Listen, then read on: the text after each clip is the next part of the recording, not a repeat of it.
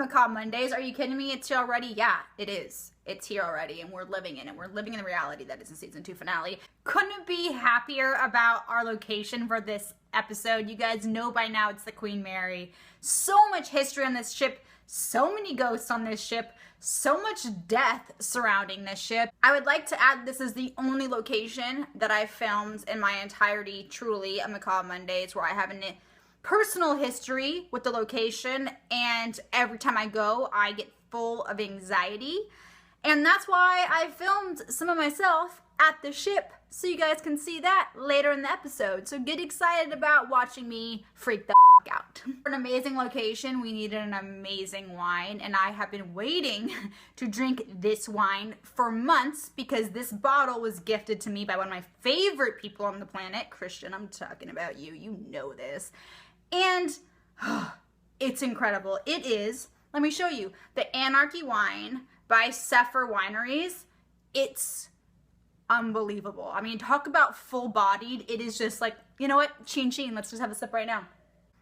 Honestly, I don't know how to describe it besides, like, you know when you have a really great pasta?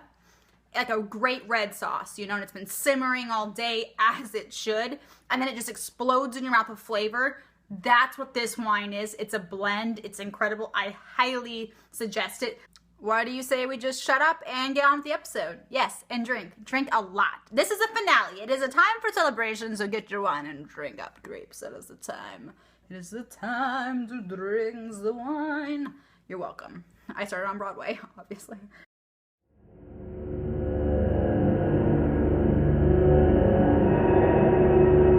The history of the Queen Mary ship is, boy, it is extensive. It is very extensive.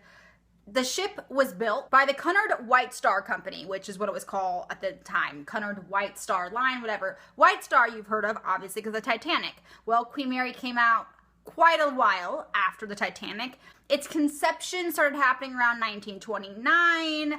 And, you know, it's an interesting thing. So the White Star Line, they like to have suffixes of IC, like the Titanic.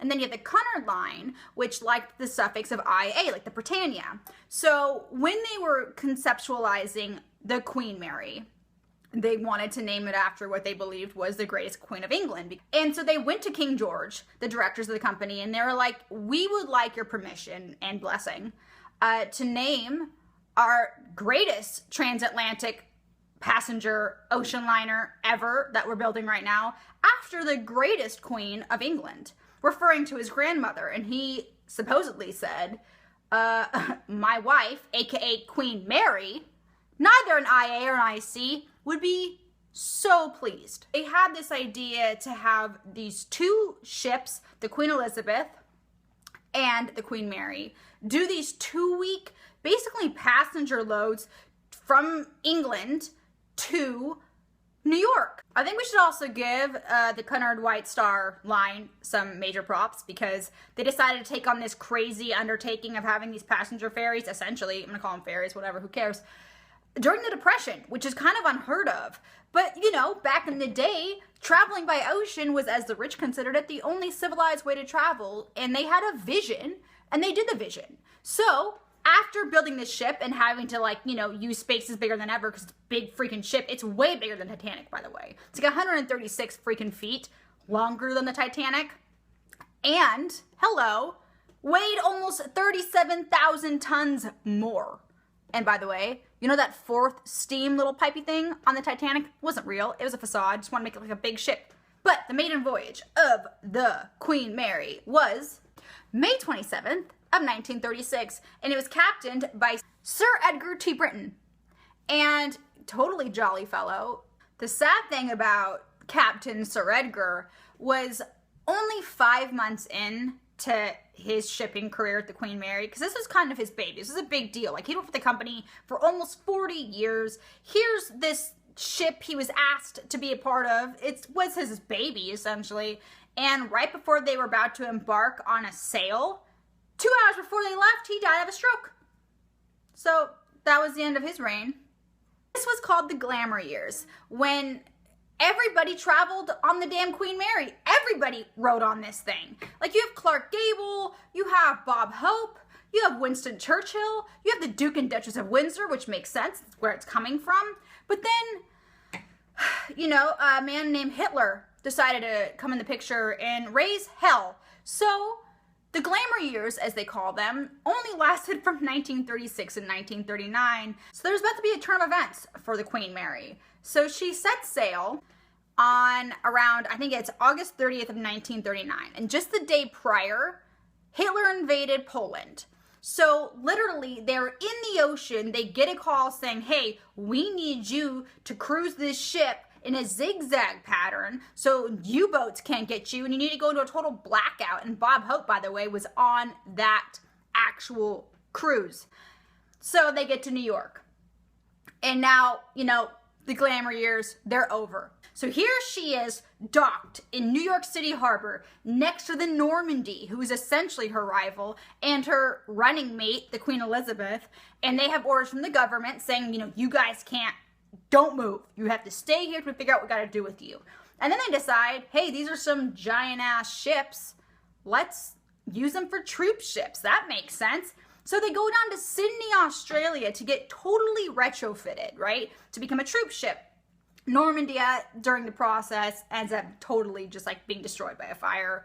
So now it's really the Queen Elizabeth and the freaking Queen Mary, and it's just like gutted of everything, because the Queen Mary, it was called the Ship of Woods at a time, because it had 50 different types of wood in the ship. Absolutely amazing. You have these amazing English artists doing these incredible wood murals. It is literally the largest Art Deco building structure in existence. It was totally retrofitted out with all this wood.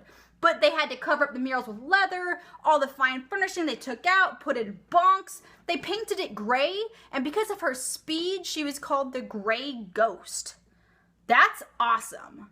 By the way, the Gray Ghost was the fastest ship in the entirety of World War II. Although Hitler did release a statement, it was like, I will give the captain of a U-boat $250,000 if they can take down the Queen Mary. That's how much he hated this freaking ship, because she was so fast. Not to mention, she could carry up to 15,000 soldiers at a time, which is amazing. And during her entire reign, which I think it was, you know, the war from 1939 to 1946, she made 13 trips carrying brides of the GIs and the children, which is super cool. Like, that's an awesome thing. And yeah, she was fast and she was great and she was magnificent and nearly impossible to catch. Doesn't mean she didn't see some tragedy during the war. It is time to talk about the devastating event that happened on October 2nd of 1942. It is the HMS Curacoa disaster. Just didn't go with that.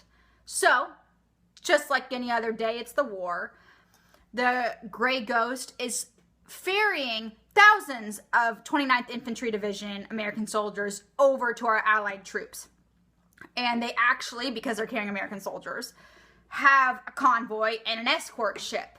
And U-boats are happening. And to avoid the U-boats, again, she's in her zigzag manner like she was told to do.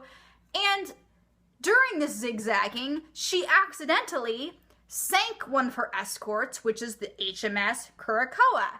And not just necessarily like, you know, just kind of sank it on accident. Like, she actually kind of plowed through it, kind of splitting it, and also kind of leaving 338 crew members to die in the ocean. Now, there's some controversy. People said that they were literally given orders, like, the U-boats are everywhere. You can't stop. You can't pick up survivors. Just keep going. You're on a mission. Just do it. Just do it. One of the crew members said that actually wasn't the case. The captain at the time was like, yo, let's pick up some survivors. But they didn't. They did just go. And that's actually one of the paranormal stories that people say, that you can hear the pounds and the screams of soldiers being crushed and hitting the side of the ship like, hey, help us. We're just down here and you're right there and you're leaving us to die. Thankfully, another ship came and saved 99 of the 338. But yeah, a lot of deaths happened that day. Here's a fun little fact about me. I have a debilitating fear of ships. Growing up in the Northwest, I would ride ferries. Sure, I can see land the entire time. The idea of a cruise, a ship, being in open ocean, and that's all you see, no thank you. And one of the reasons why I am so deathly afraid.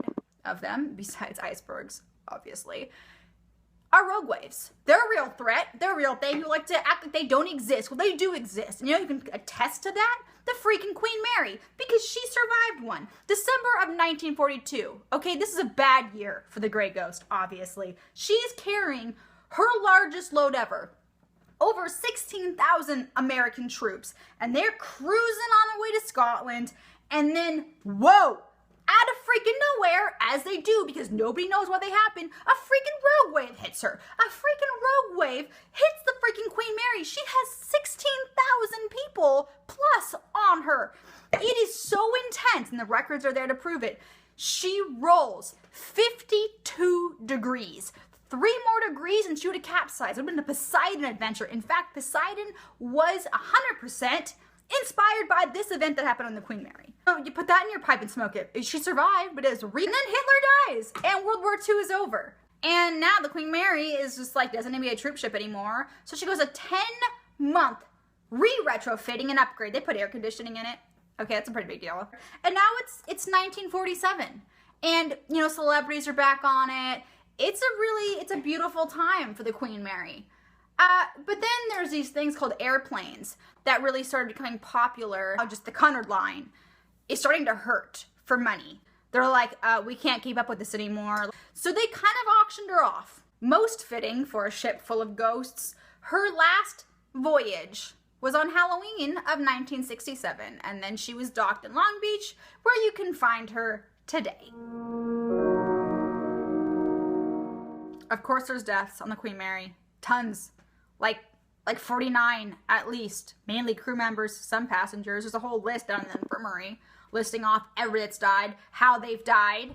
One of them is second senior officer William Stark in 1949, who died of poisoning after drinking from a gin bottle that he thought obviously had gin in it, but it actually was hiding tetrachloride.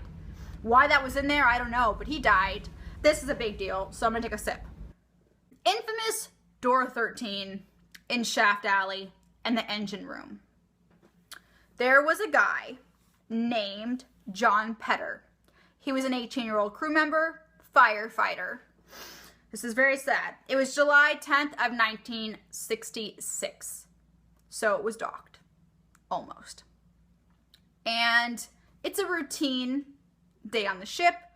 They're going to do a routine fire drill. And apparently one of the fun activities to do on the ship as a crew member was to see if you can jump back and forth between, like, you know, the intense watertight hydraulic doors to see if you make it. Well, guess who didn't make it that day? Poor little John Pedder didn't, because he was crushed to death in that door.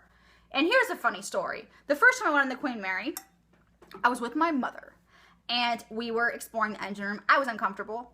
Had gone through some stuff already. Was a little bit freaked out, to say the least. And we walked to the door not knowing what the door was. And literally all of a sudden, we both at the same time got incredibly uncomfortable. And we looked at each other like, we need to get out of here. And if you run straight ahead, there's these escalators that are never working. We ran up those escalators faster than I can ever tell you, which makes sense because apparently it's one of the most haunted areas of the ship. At the time, I did not know this, but people say all the time, you stand there, you feel totally freaked out, you turn around, and there you see John Pedder standing there in his blue overalls, just looking at you like, holy crap, thank you for visiting the place where I died. There's a room on board the Queen Mary. Let's say cabin's a ship. We have cabin B340. Don't try looking for it, or do. You'll find it by looking at the numbers and then realizing, oh, this is where it should be and no longer is because they've taken the nameplate off. Why? Well, legend, there's no confirmed stories of what happened inside that room, but there's a couple and both of them are sinister. First one is there was a deranged father that they locked in this cabin because it's the smallest one on the ship because he was going freaking crazy, and then his family came and visited him and he killed his child. And then also, there's just a story where a random person got murdered in that room. Either way, they've closed the room down to having way too much paranormal activity, because I don't know if you realize, but the Queen Mary is a hotel. You can stay there if you want to stay there. You'll probably see a lot of people in your bedroom that aren't the people you came with, and that's okay, because it's haunted. However, in this room, it is so bad that they had to close it down. There was too many complaints. People wanted to leave in the middle of the night. They didn't want to be there. They were uncomfortable. Things were flying across the room. Their covers were being pulled off. They would see people in their rooms. I wasn't paying for that. And they might actually charge you a surcharge for extra people in your room. They do that sometimes, and I won't pay that. I'm cheap. Hello. It should also be noted that when I was standing in front of room B340 and trying to get footage through the crack in the door, there was a really freaking intense cold breeze coming from that crack. And I don't know if they have all the portholes open in the empty rooms, but if it wasn't open, there was something really drafty coming at me, and I was extremely uncomfortable. First class swimming pool. Apparently, there's wet footsteps around it all the time, and there's no water in it anymore. And they see women in 1930s swimsuits walking from the pool to the women's freaking locker room. And there's a story around the women's locker room, changing room, whatever you want to call it. Apparently, a woman named Sarah was stabbed or slain, as they put it in there. The other death / paranormal activity that I can report upon at the Queen Mary was in the second class pool. Apparently, legend has it, there was a little girl named Jackie who was playing, probably just having the time of her life, because who doesn't love a swimming pool, especially when you're a kid, and she drowned. And then people say that you can see little Jackie run with her teddy bear and giggling and, playing with probably the other mini spirits. Apparently there's a woman that's seen walking down the promenade in a really fancy dress, and then she kind of just disappears. Just like there's a piano in one of the bars that apparently just plays by itself sometimes. And one mother and daughter actually saw a woman sitting there playing at one time, and then she disappeared. And then you have the boiler rooms, which you can only get to on the paranormal tour. They've taken the boilers out. But, I mean, that was one of the most dangerous places to work on the ship as a crew member. Many people died there, and there's many apparitions that are seen within that room. There's kind of no one area of the ship that is void of activity. People see things everywhere. People hear things everywhere. There is something so utterly unnerving and uncomfortable about being on the Queen Mary, at least for me. Like, it actually takes mental preparation for me to go on the ship. It's beautiful. I love it. Mainly in the third class, what was like kind of the third class area, I really start to get uncomfortable, like very claustrophobic feeling, but there's a heaviness that I can't quite get through. I go to a lot of places that have supposed haunted activity, obviously. I'm usually almost always okay. There are a couple places where I've had a moment where I've needed to leave the room or I started feeling uncomfortable. However, none of these things can compare to how I feel every single time I visit the propeller box at the Queen Mary. Now, if you haven't been there, there's a section to get to like the engine room and the museum elements. You have to actually go outside of the ship, walk down this hallway, outdoor hallway, and re-enter. And the first time I went, I thought I had seen all of it. And again, I was with my mom, and we were walking, actually about to leave, and I swear to you, seemingly out of nowhere, this older man in what looked like a captain's uniform comes up to us and goes, "Hey, have you gone inside that room?" And we're like, no, we hadn't even noticed that there was a doorway because there's so many different areas to go into. We had just kind of walked past it. We weren't even thinking about it. So okay, we'll go in this room.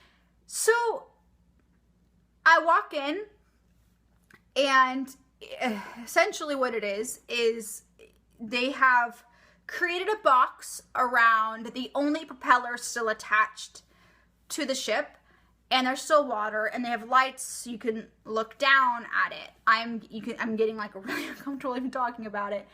And I walked in, and it was like the first time I went in, I literally collapsed, and I had to crawl out of the room, and I just hysterically started crying. It's something so particularly disturbing about this room that it was a physical response before a mental response. I went again, and same reaction. When I went to film for this, I was really debating whether or not I should go in, and because I knew how I would react. And so I actually turned the camera on myself. All right, so I'm about to go in the room that I kind of had a miniature panic attack in last time. I'm a little bit, just a tad bit nervous, so I'm gonna film myself going in there to see if I still have the same horrifying reaction. So let's do this. Literally, like, I'm not even kidding you. Like, I'm literally like, okay. Oh my God. Okay. Okay. We're walking through. Oh. Oh God, I gotta get out. And as you can see, didn't handle it so well the first time. Okay, so I'm gonna try this one more time and hopefully I don't freak out so I can actually get footage of the room for you guys. Okay, let's, we can do this, okay. Let's, okay. So then I decide, well, let's put yourself in a corner, don't look at it, and let's hand the camera to my father and try to teach him how to do it, and that doesn't work either. Yeah, so hold, you're recording right now, so hold it, make sure you're holding both hands, and just make sure you can see the propeller, and you'll press the red button again. So I then decide to just kind of use any kind of mental whatever I can to just get through it, get the footage, and get out. And obviously, I was really proud that I did it, and I got the footage. Okay, so this is the... Oh, shit.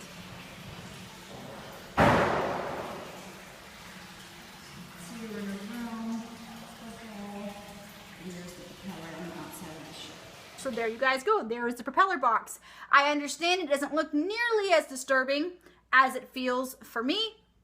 However, I have read many reports of people having similar reactions when they enter that room, and none of it's really explained because nobody has seen anything in there. However, I'm always reminded of the first time I went and that man coming out of nowhere and directing me into that room. And you don't see people walking around like that, especially in that area, directing you to areas. So I've questioned many times since that happening years ago if maybe it was actually some kind of an entity that led me into that room. But I suppose we'll never know. Well, creeps, that's it. That's the end of season 2. Thank you guys so much for tuning in to this season, last season, for following me on Instagram, for constantly sharing the content, for really just kind of becoming a part of this really cool, creepy family that I just hold so dear. And I have so much planned for season 3. This is most definitely not the end by any means. And don't freak out because I have a lot of content that I'm becoming your way. Before season 3 comes out, I have interviews with cool people. I have some mini episodes coming at you. It's going to be so much fun. Thank you so much for everything, and hope you enjoy the episode. Hope you enjoyed your wine, and see you next time.